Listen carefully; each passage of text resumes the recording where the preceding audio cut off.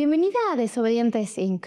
Hoy está con nosotras Stephanie Arriaga, abogada, feminista, especialista en género, que nos va a hablar de un tema súper importante que además estoy segura que viven muchísimas mujeres.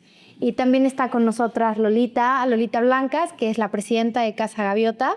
Así que quédate hasta el final para que hablemos y juntas encontremos las respuestas que tienes, o más bien sobre las respuestas sobre las preguntas que tienes sobre violencia vicaria.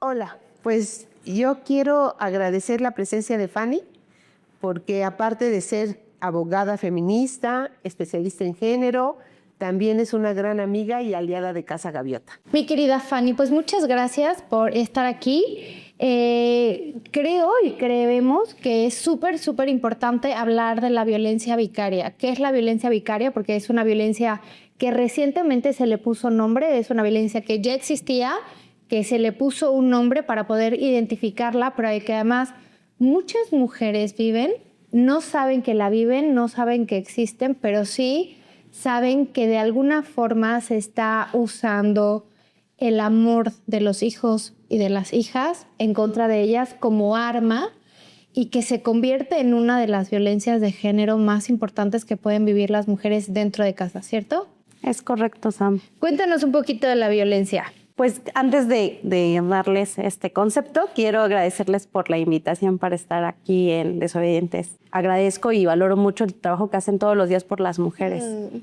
Y espero que este episodio pueda ayudarles a todas las mujeres que tal vez hoy están teniendo miedo de salir de una situación de violencia y tienen miedo de que les quiten a sus hijos o que los pongan en su contra o que tal vez ya lo están viviendo y que no saben cómo actuar.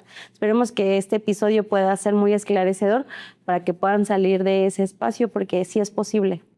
Entonces, pues la violencia vicaria es una modalidad de violencia contra las mujeres o de violencia de género que es la continuación, por así decirlo, de lo que en un momento fue la violencia familiar. Y esta se da en el momento en que el agresor o el generador de violencia ya no puede tener acceso a una mujer para violentarla y como ella decide romper el círculo, separándose o alejándose, lo va a hacer a través de otras personas o de sus seres más queridos, no necesariamente pueden ser personas. También hay ya casos documentados que lo hacen incluso a través de mascotas, pero reiteradamente es contra hijas e hijos. Y se utiliza a estos para que ellos instrumentalicen la violencia en contra de las madres y que tiene dos objetivos. El primero es causar sufrimiento y castigarla por haber salido de esa relación, pero al mismo tiempo romper el vínculo de madre e hijos. Entonces tiene como estos dos elementos. Oye, Fanny, yo escuchándote pienso que a veces, muchas ocasiones, la violencia vicaria, que como bien lo decían, no tenía nombre anteriormente, pero siempre ha existido, esta violencia vicaria se da y se va tejiendo muchas veces sin que haya ese rompimiento de pareja, sino que es un lobo con piel de oveja. Yo creo que se ha dado mucho en todos los tiempos.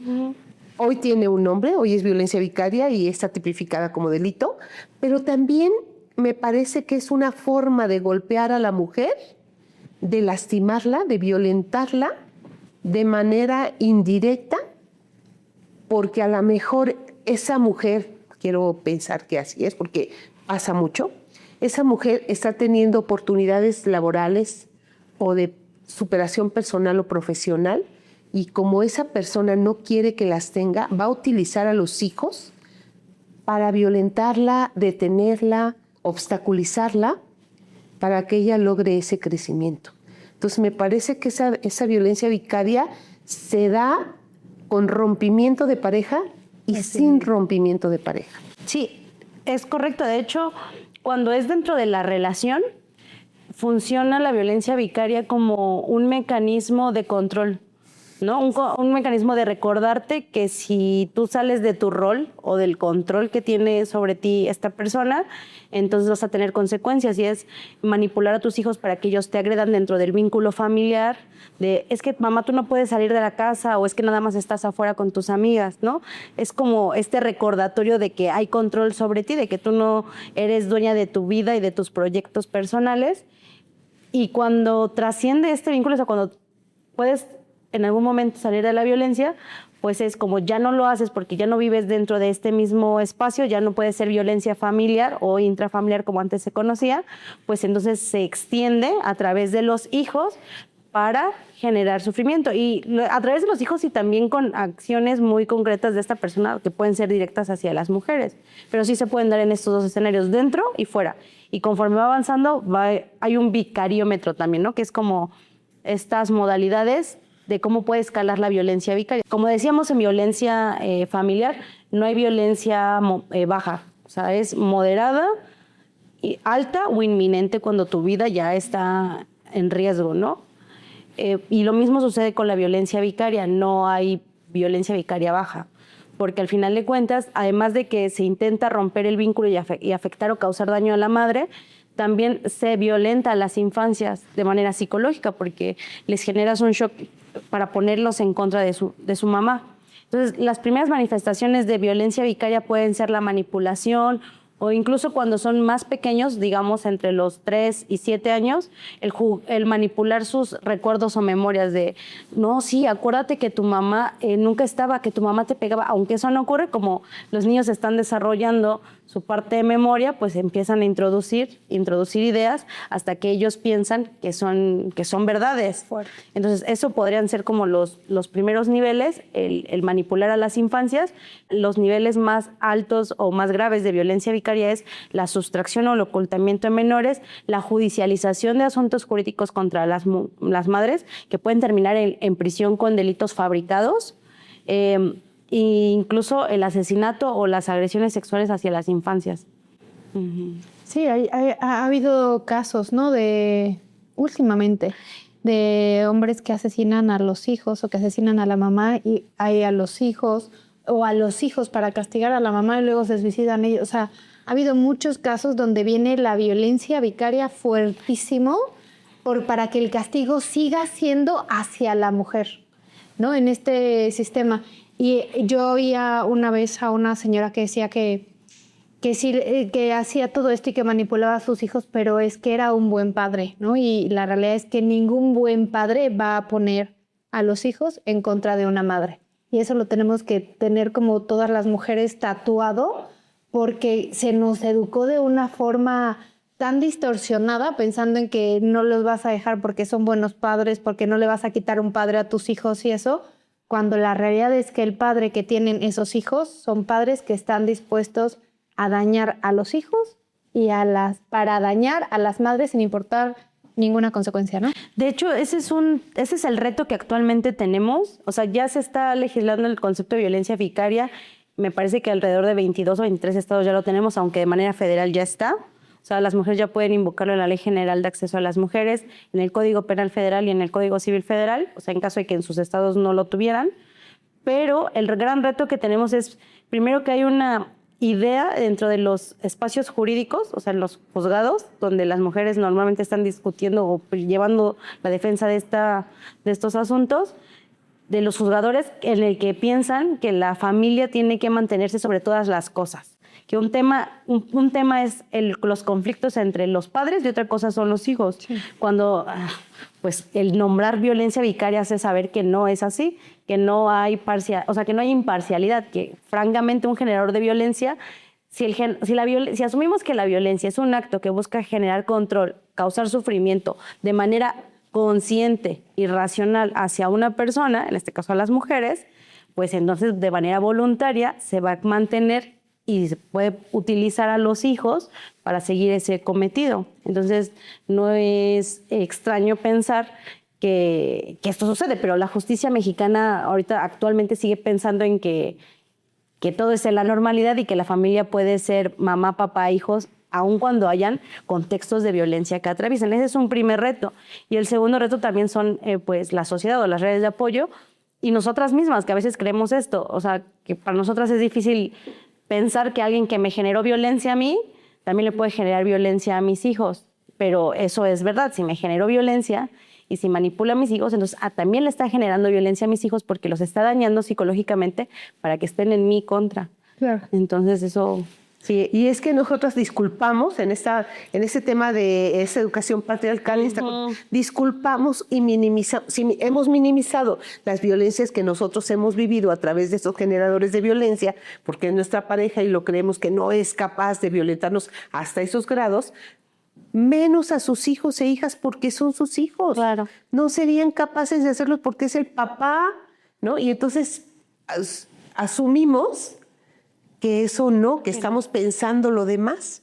Pero desde las violencias más sutiles, por ejemplo, el hecho de que una mamá esté trabajando y llegue de trabajar y esté a gusto en su trabajo, desde ahí ya empieza a haber un control cuando te dicen, pero es que el niño se está enfermando, pero es que mira, no termina la tarea, pero también estás tú que lo puedes poner a hacer la tarea, pero también es tú que lo puedes llevar al doctor. O sea, es el padre y la madre, no nada más es la madre, ¿no? Y empiezan a asumirnos una culpabilidad que la verdad es que no tendríamos que tener. Entonces suponemos que como es su papá, pues no sería capaz de hacerle daño a los hijos y a las hijas. Y sin embargo, sí lo hace, porque su educación patriarcal es imponer tener un poder por sobre toda la familia, y finalmente si él no logra comunicarse de las cosas, de sus necesidades, porque también está educado así, y no es una disculpa, porque tendría que trabajar en su persona para evitarlo, va a buscar controlarte a través de los hijos e hijas y de la culpa, que te genera esa sensación de te vas todo el día a trabajar, porque las mujeres tenemos esa escisión entre nosotras, claro, de, híjole, me estoy yendo todo el día y no me ve y no lo veo, pero me estoy desarrollando en el trabajo. O sea, empiezas a sentir esa escisión, ese placer por ser tú, por ser una persona productiva, que estás generando recursos económicos, pero también estás creciendo profesional y personalmente. Y esa parte de que te educaron para ser una madre, que tienes que cuidar a tus hijos y sacrificarlo todo por ellos. Entonces, esta parte del generador de violencia aprovecha esas situaciones, porque además le genera una envidia que tú estés desarrollándote en lo que tú quieres.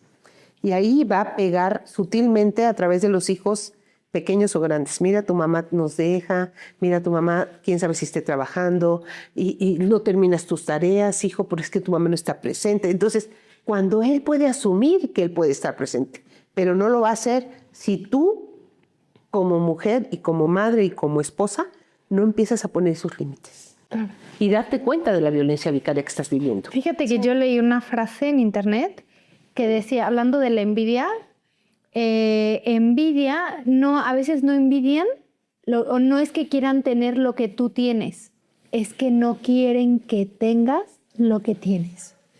Y es algo de muchos hombres, de muchas personas en pareja, e incluso de amistades. No es que digan, hay gente que podrías decir, güey, ¿por qué me puede envidiar si ella tiene más? O si él tiene un mejor puesto, o si le va mejor en ¿no? Es que no quieren que tú tengas esas oportunidades, ese dinero, esa libertad, y entonces van a buscar dañarte de cualquier forma, y en este caso se van a ir contra el amor de los hijos, las hijas o las mascotas, ¿no? Que está también sonando. ¿Cuáles son las primeras señales que tiene que poner, en las que tenemos que estar muy pendientes de que se pueda detonar o que se está detonando ya la violencia vicaria?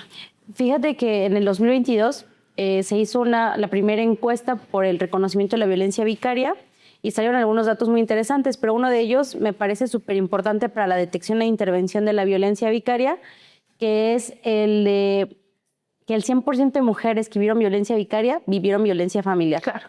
Entonces, si tú viviste violencia psicológica con humillaciones, gritos, manipulaciones, no necesariamente golpes, pero con que hayas tenido violencia psicológica, puedes ser susceptible a tener violencia vicaria.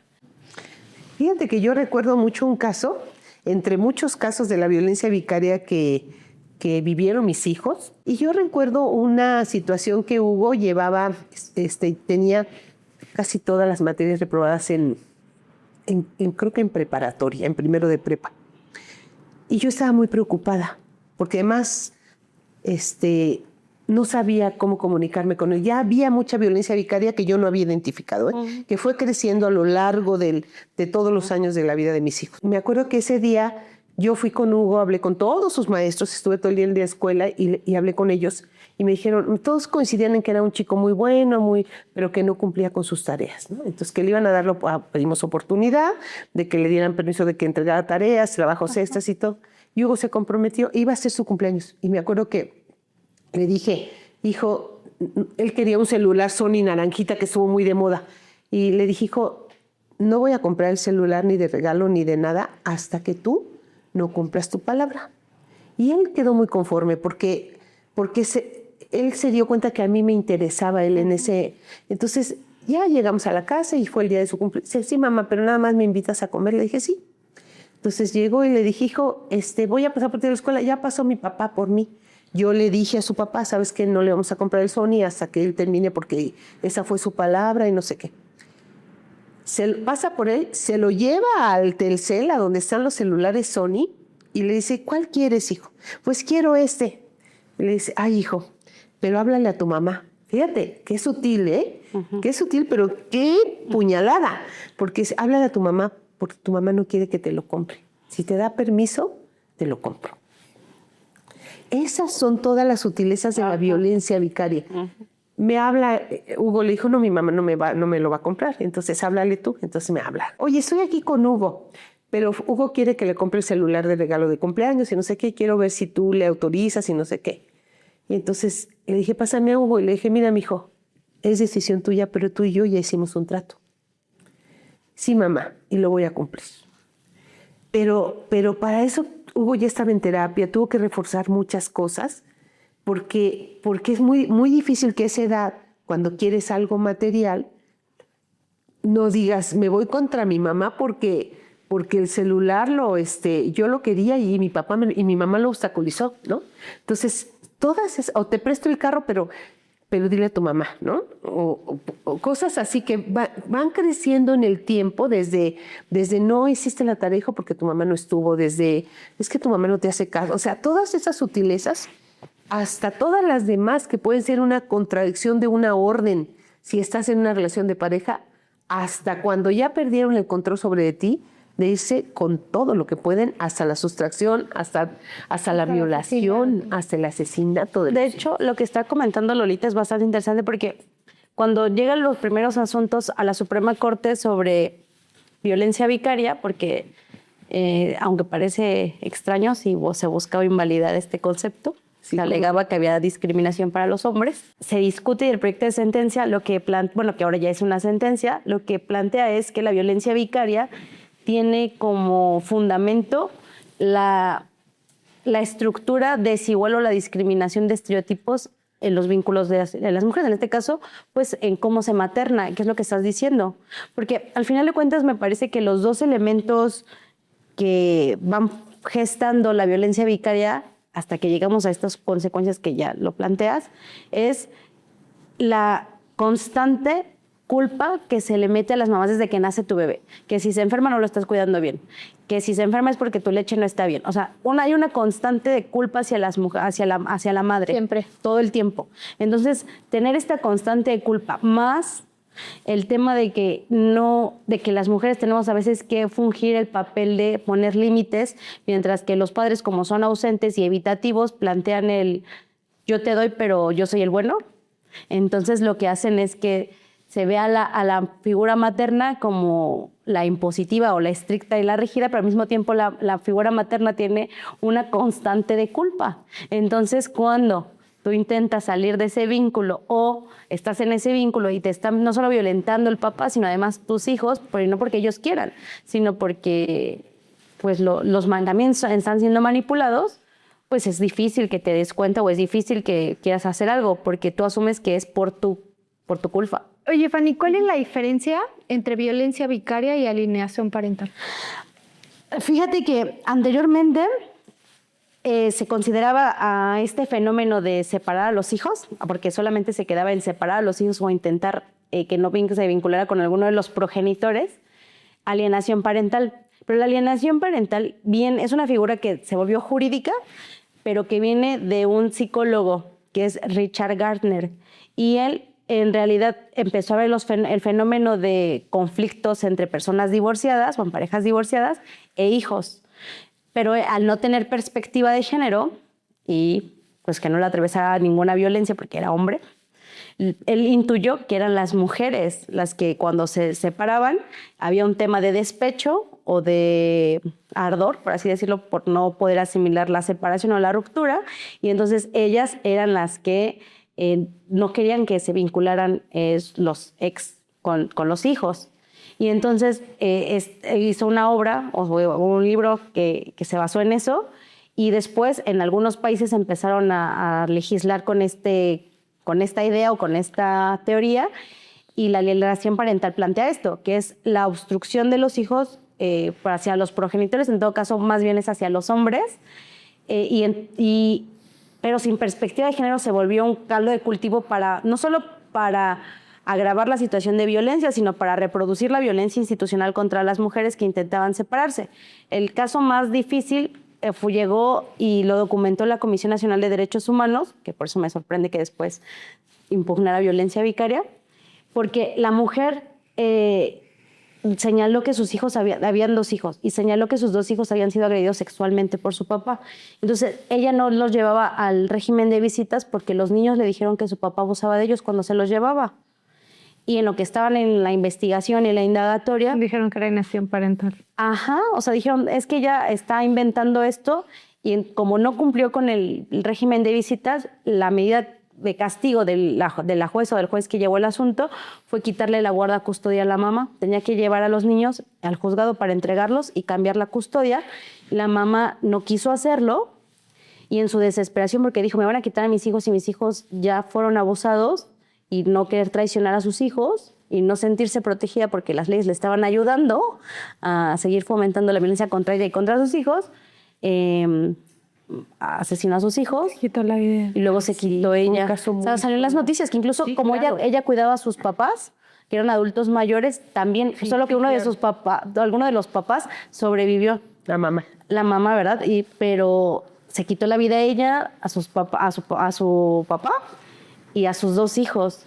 Y entonces ese caso cimbró tanto que entonces ya se pusieron a investigar. La CNDH se dio cuenta que el tema de la alienación parental tenía un pequeño pero gran problema, que es que no había perspectiva de género, que se estaba estereotipando a las mujeres que se separaban y como las causantes de una ruptura de vínculos sin contemplar que podrían haber vivido violencia de género, y se queda así. Ya no existe alienación parental, pasa el tiempo y en España sucede algo similar. Y es allá donde se reconoce por primera vez el concepto de violencia vicaria, y después acá pues el movimiento amplio de mujeres lo empieza a nombrar y lo empieza a meter en la agenda feminista, y es cuando empezamos a hablar de este tema. Entonces, ¿cuál es la diferencia? Pues que uno no habla de perspectiva de género. No, claro, yo lo sabía, bueno, lo había escuchado, pero que la alienación parental se ejerce sí, pero es una forma de proteger a los hijos, ¿no? O sea, a las y los hijos de la violencia que pueden estar viviendo los padres. Oye, Fanny, ¿qué tan común es usar procesos legales para desgastar económica y emocionalmente a las madres con el tema de la violencia vicaria?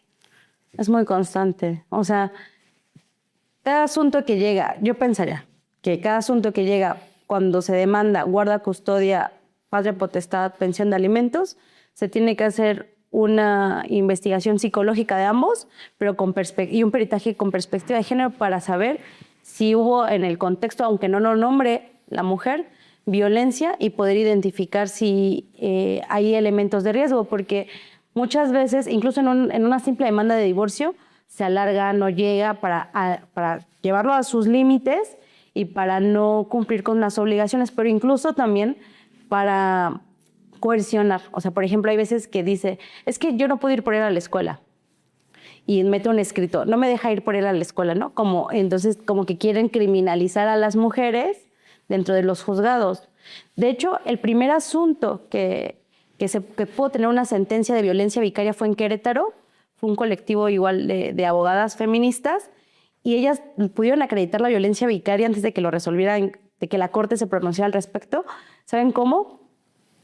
haciendo un análisis jurídico y antropológico con perspectiva de género del propio expediente, que el expediente llevaba como unos 5 años el juicio, y dijeron, vean, o sea, hay una reiteración de que inventa cosas, de que no llega a las audiencias, de que dilatan los procesos. Hay una constante en las actuaciones jurídicas de que lo que está utilizando este señor es el derecho para poder desgastar el vínculo y que yo no vea a mis hijos. Entonces así se pudo acreditar.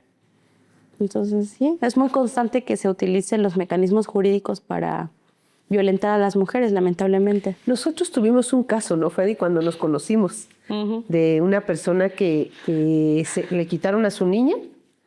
Tenía 3 años, fue en 3 años, pandemia. la niña se la llevaron a Oaxaca. Y como ella estaba, pues obviamente buscando recuperar a la niña, la acusaron, ¿verdad?, de una denuncia penal de abuso sexual a la niña. Se la lleva, a ver, lo que sé es que este hombre la violentaba, ¿no? Y termina la relación, por fin puede hacerlo. Ella tenía otra hija, o sea, tenía 2 hijas, pero una era de esta persona específico. Y lo que sucede es que cuando se entera él, porque no se hacía cargo de la hija, no la veía ni nada, pero cuando se entera que ella está teniendo una relación, pues se molesta mucho porque... ¿Cómo va a tener relación si es de él? Ajá, si eres de mi propiedad, aunque ya no estés conmigo.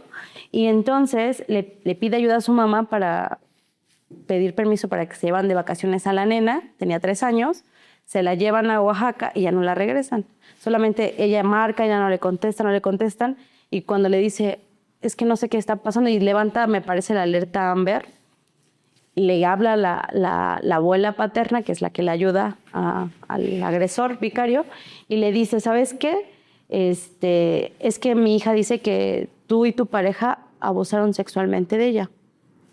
Y pues ella claramente se saca de onda, intenta sí levantar una denuncia allá en Oaxaca, y se la desestiman porque pues no hay elementos, pero mientras pasa eso, la mamá hace la alerta Amber, llega acá con nosotras, le inician el proceso civil, pero ese es un tema muy interesante. Si no hay una orden judicial, es decir, si tú no te vas a un proceso donde un juez decide quién tiene la guarda custodia es de los dos, es compartida.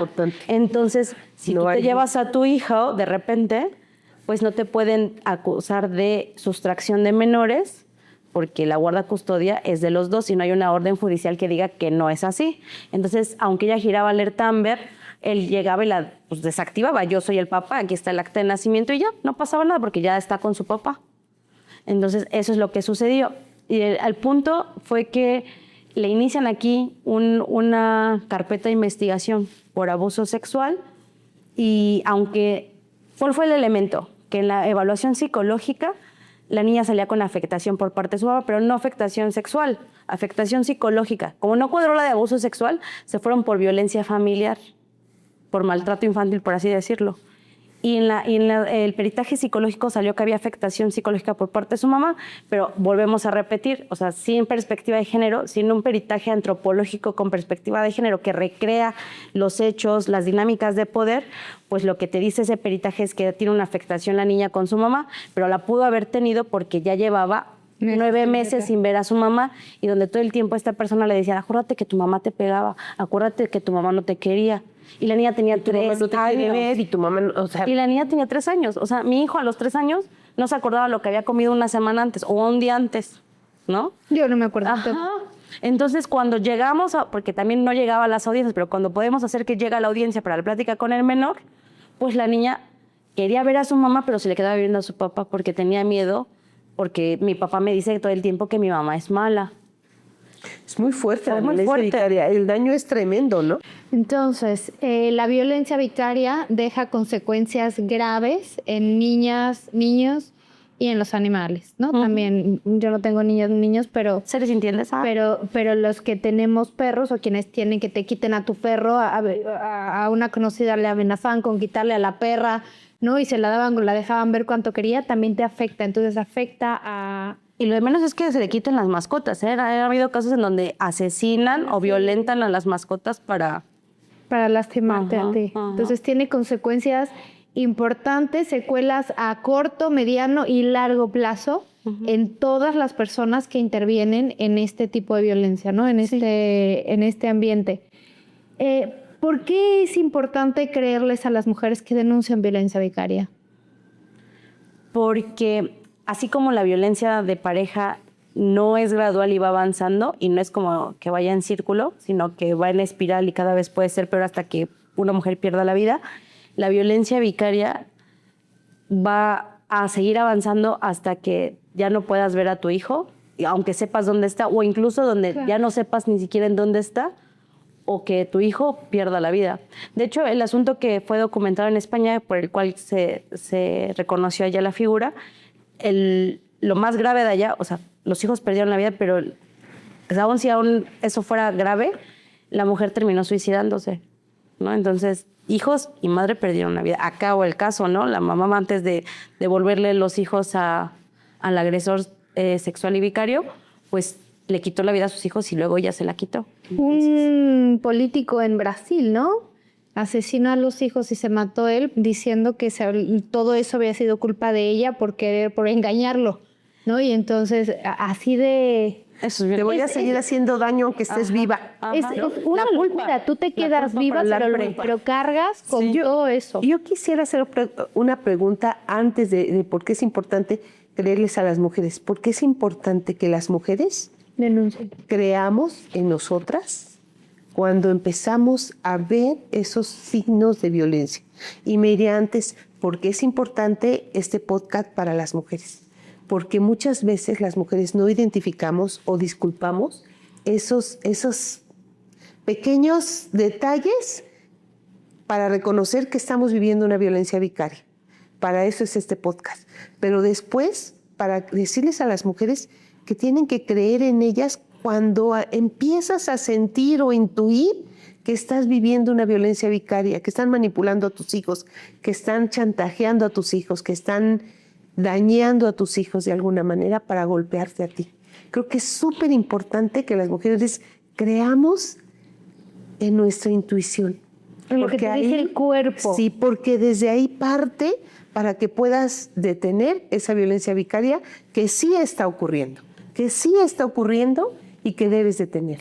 Y yo creo que otra cosa que tú siempre dices es poner atención en las palabras que él te dice. Si te dice, te voy a quitar a tus hijos, eso es que ya lo está pensando. Y si lo está pensando es que va a actuar en relación a lo que va a hacer, ¿no? Que te diga palabras como nadie te va a creer, eres una mala madre, si me denuncias no vas a volver a verlos. Tienes que poner mucha atención en cada una de las palabras que te está diciendo esa persona para poder actuar y defenderte a ti y defenderlos a ellos, ¿no? Y yo me iría antes a esta parte de las amenazas, de ponerle ese peso a las palabras que te dice, sino ver el peso de las palabras que le dice a tus hijos e hijas, ¿no? O sea, creo que es súper importante que tú te des cuenta cuándo es una palabra con intención de decirle a un hijo, es que estás así porque extrañas a tu mami, ¿no? Estás así porque tu mamá no te compró lo de la papelería. Dijo, ¿y ahora cómo vas a ir a la escuela? Ay, hijo, no le hagas caso, es que tu mamá está pasando la menopausia.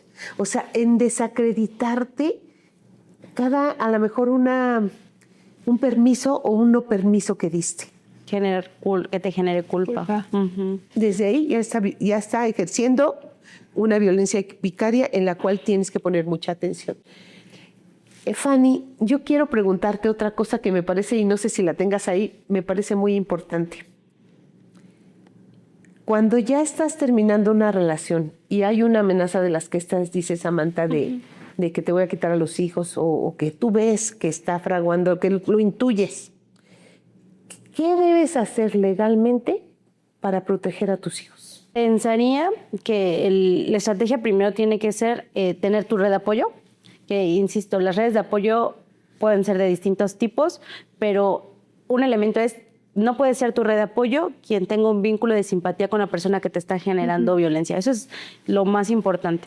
Si hay posibilidades de poder ir con un psicólogo o psicóloga con perspectiva de infancia y perspectiva de género, hacerlo. Incluso si en este caso no podemos pagar un psicólogo, ir al DIF, que tiene acompañamiento psicológico, para que se le den herramientas emocionales a nuestros hijos, porque ellos van a ser los que van a ser utilizados para que nos violenten. Una vez que tengan este acompañamiento psicológico, lo que tienes que hacer inmediatamente es ir a promover una demanda en materia civil por la guarda custodia de tus hijos y el régimen de visita supervisado.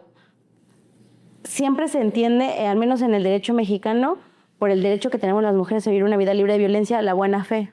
Entonces, aun cuando tú no hayas ido a levantar todavía una denuncia penal, etcétera, no tengas estos antecedentes, no importa, tú vas y en tu demanda familiar vas a señalar que viviste violencia y que te están amenazando con quitarte a tus hijos y que pides como medida de protección la suspensión de las visitas, del régimen de visitas o las visitas supervisadas en el DIF.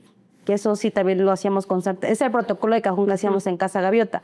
Cuando veíamos que había violencia familiar, sí, es que no necesariamente las mujeres siempre están listas para irse penalmente a defenderse. Sí, no. Entonces, nosotras por protección solicitábamos como medida supervisión, visitas supervisadas o suspensión de visitas, en lo que ella tenía acompañamiento psicológico, los hijos tenían acompañamiento psicológico y podían tener como una mejor capacidad emocional de ir afrontando pues la violencia que iba a venir.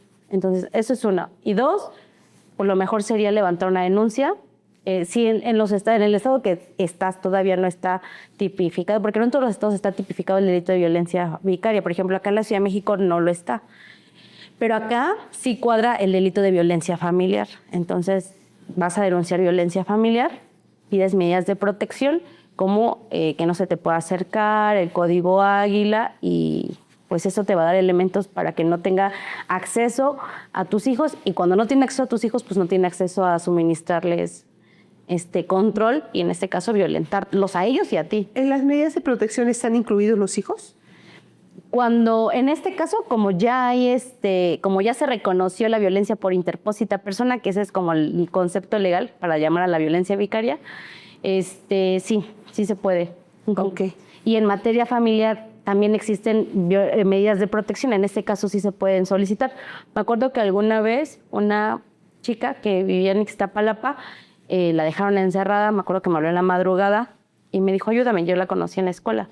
Entonces hicimos un plan de seguridad para sacarla y de ahí se fue directamente, su bebé tenía 9 meses, de ahí se fue directamente al Centro de Justicia de Ixtapalapa, y en el Centro de Justicia para las Mujeres en Ixtapalapa la ayudaron, en ese momento le redactaron la denuncia para que tuviera, ya sabes, la prohibición de que se le acercara a ella, pero le ayudaron a solicitar la suspensión de régimen de visitas. Entonces, con eso se cubrió en ambos flancos, a ella y para que no le pudieran hacer nada a su bebé. Si todavía vivieran en pareja y tú empiezas a intuir o te amenaza que si te vas... ¿Qué podríamos hacer?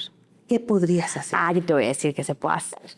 Por ejemplo, yo cuando me estaba separando, digo, no es el mismo supuesto, pero pero todavía estaba muy lejos de saber que tenía que irme a un asunto legal, ¿no? Porque aunque yo soy abogada, especialista en género, vivimos en negación, pensando en que es el padre de nuestros hijos, cómo ellos nos van a violentar de alguna forma. Entonces, en esta situación lo que yo hacía era documentar. O sea, cuando llegaba y mi hijo hablaba con palabras que no eran de él, que podían ser muy rebuscadas o que intentaban ser enojo hacia mí sin un motivo, o sea, sin que fuera algo que yo sé que... O sea, se enojó porque no le quise dar el celular, porque no le quise dar un juguete o tal. Entonces yo lo que hacía era grabarlo. O sea, ponía mi celular con nota de voz y lo grababa, o en algún momento sí incluso lo grabé tal cual, diciéndome... Porque se iba con su papá, o sea, estaba muy bien mi hijo tenía 3 años cuando yo me separé, pero se iba los fines de semana y cuando regresaba me decía, es que me quiero ir con mi papá, ya no quiero vivir contigo. Y llorando, ¿no? O me decía, hazme mi maleta, ya no quiero vivir aquí. Es que mi papá es un juguete perdido, vamos a salvarlo. Yo en un primer momento me negaba a pensar que pudiera ser manipulación externa, ¿no? Yo lo que decía es, pues mi hijo es una persona y está sintiendo un duelo porque ya no está viviendo su papá. pero pues mi intuición me dijo esto no está bien y yo lo empecé a grabar las conversaciones que tenía con él y en algún momento sí esto del juguete perdido y cuando yo escuché eso se lo mandé a él, o sea, tal vez porque todavía había yo estaba apelando a su confianza y le dije, mi hijo siempre que se va contigo regresa así. Le dije, y cuando se va no llega llorando diciendo que no se quiere ir contigo. Entonces, no quiero pensar que lo estás manipulando o que hay violencia vicaria, porque si es así, me voy a ir a una instancia legal, porque no voy a permitir que lo violentes a él ni que me violentes a mí. ¿Qué debe hacer una mujer si sospecha o ya está segura de que vive violencia vicaria? ¿A dónde tiene que acudir? Tiene que acudir con una abogada con perspectiva de género, una asociación civil que vea asuntos sobre el acompañamiento de mujeres, o a un centro de justicia para las mujeres. En caso de que tu primer vía sea un espacio público, pues entonces tiene que ser un centro de justicia para las mujeres o una fiscalía de investigación en delitos contra las mujeres. En el caso de la Ciudad de México está en Valderas, y si estás en otro estado de la República, pues acudir a alguno de los institutos para la mujer o casas de las mujeres donde tienen acompañamiento legal con perspectiva de género, para que te puedan dar el acompañamiento. Sí es importante que inicies un proceso jurídico porque, como comentábamos, cuando no hay una... o sea, cuando tú te separas y no hay una resolución judicial sobre los hijos, se entiende que la guarda custodia es compartida. Entonces, si se llevan a tu hijo, que es como una de las manifestaciones más ya prolongadas de la violencia vicaria o más graves, no vas a poder señalar sustracción de menores o levantar una alerta AMBER y que te lo regresen porque él es el papá.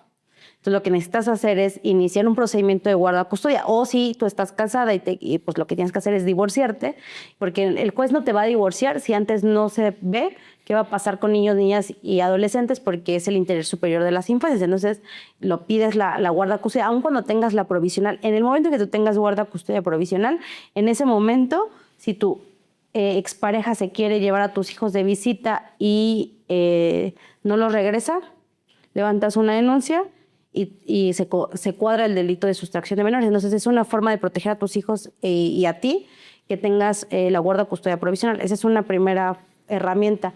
La segunda es que tengas acompañamiento psicológico, porque como hemos platicado, la violencia vicaria funciona a partir de la manipulación. O sea, la primera parte es como llenar de culpa a la mamá y responsabilizar a la mamá por ser una mala madre.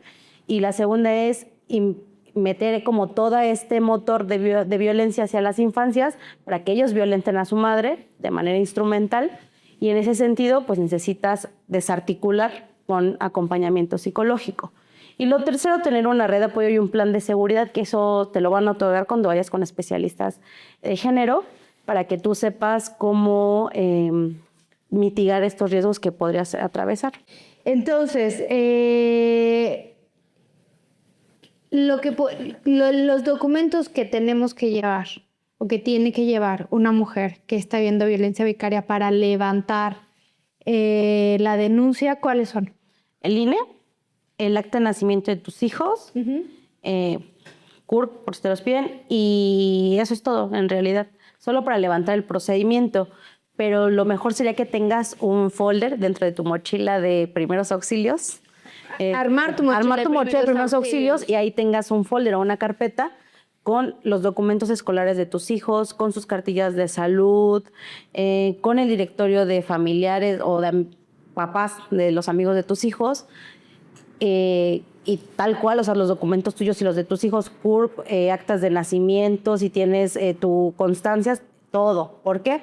Porque cuando tú inicias un proceso familiar, vas a necesitar acreditar que viven contigo, que tú te haces cargo de sus estudios, que tú te haces cargo de la salud, pero eso ya es un momento posterior. Pero para levantar una denuncia, o sea, en un MP, solo INE y actas de nacimiento para acreditar sus identidades y la afiliación.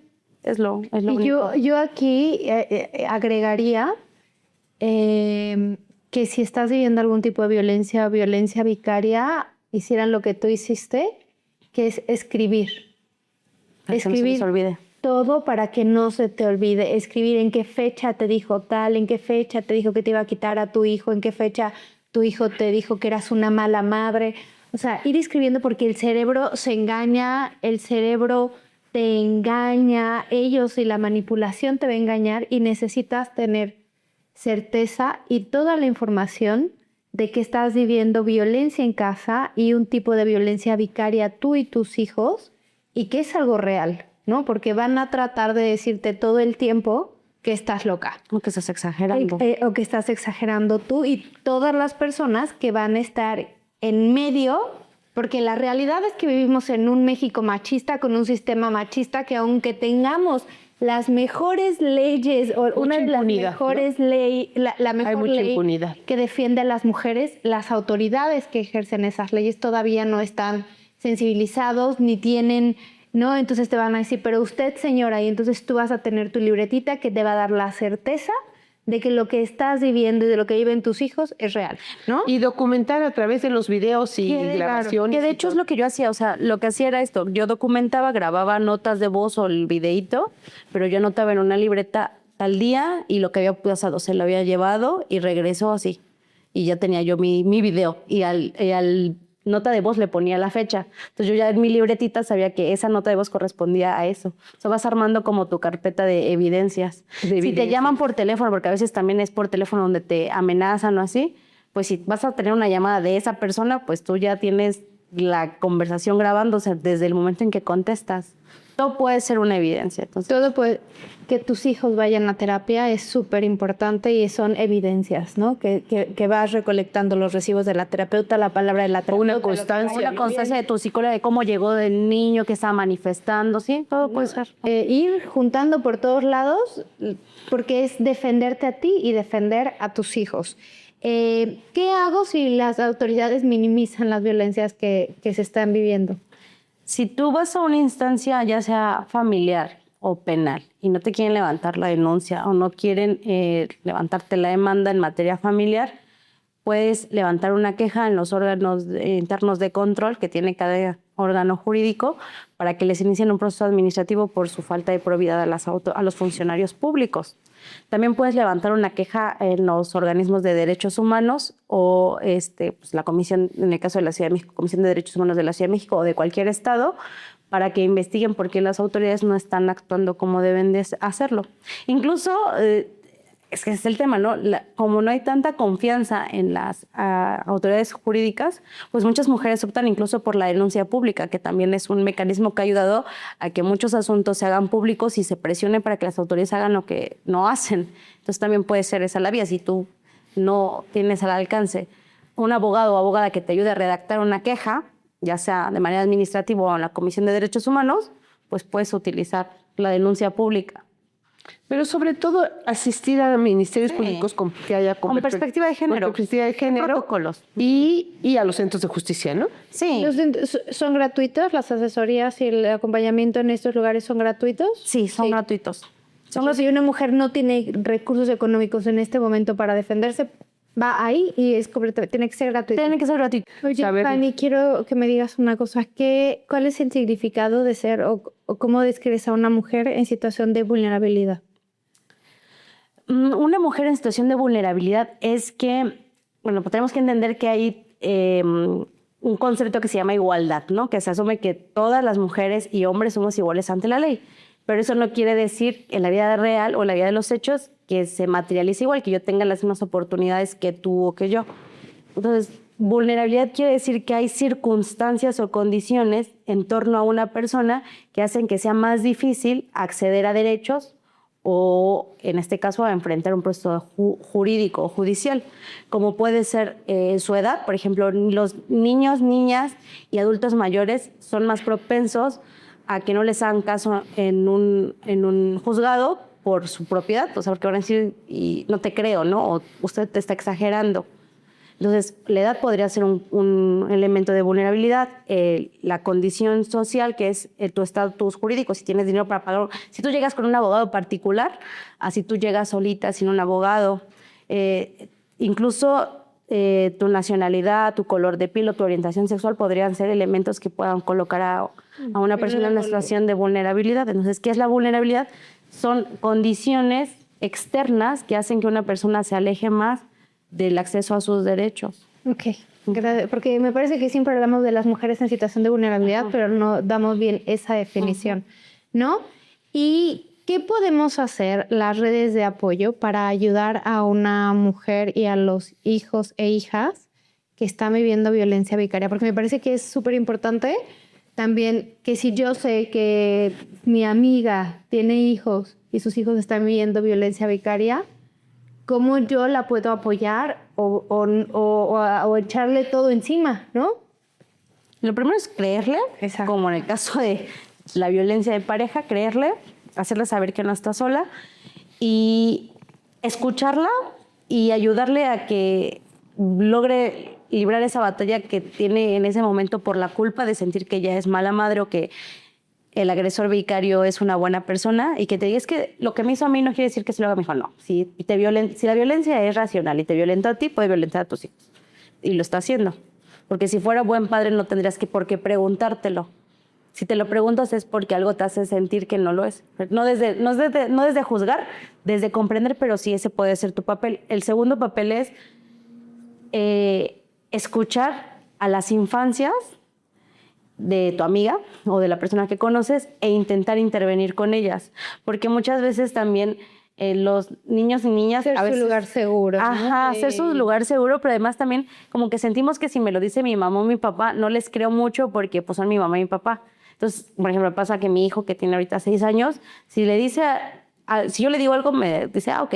Pero si se lo dice su maestra, llega y me dice, sí, cierto, mamá, mi maestra me dijo, o sea, como que validan. Entonces, muchas veces lo externo valida más a los niños. Entonces, otra forma de ser red de acompañamiento es escuchar a las infancias, ser su lugar seguro, pero además validar y decir, no, tu mamita sí te ama mucho. O sea, como contrarrestar la intención, el mensaje de odio hacia la mamá. También ir a la escuela, eso es también fundamental. Si tu hijo está en la escuela, ir a la escuela desde el día 1 y decir, estoy en un proceso de separación o estoy en este proceso y no se lo pueden llevar. Y pues bueno, deseamos que ninguna mujer viva ninguno de esos tipos de violencia. Sin embargo, sabemos que existen y que ahora, pues gracias al movimiento feminista, tienen un nombre y podemos nombrarlas, denunciarlas y actuar en consecuencia. Entonces, si esta información te sirvió, si algo hizo un clic en ti, si algo se movió, que sepas que no estás sola, que necesitas orientación y apoyo. Estamos en Casa Gaviota para acompañarte y para ayudarte. Y de la violencia no se sale sola. De la violencia se sale en red. Así que acércate a Casa Gaviota y nos vemos en otro episodio de Desobedientes Inc. Por favor, no te olvides de seguirnos en nuestras redes sociales, en Instagram y en TikTok. Estamos como Desobedientes Inc. Y también las redes de Casa Gaviota, en Instagram, Facebook, X, página web, etc.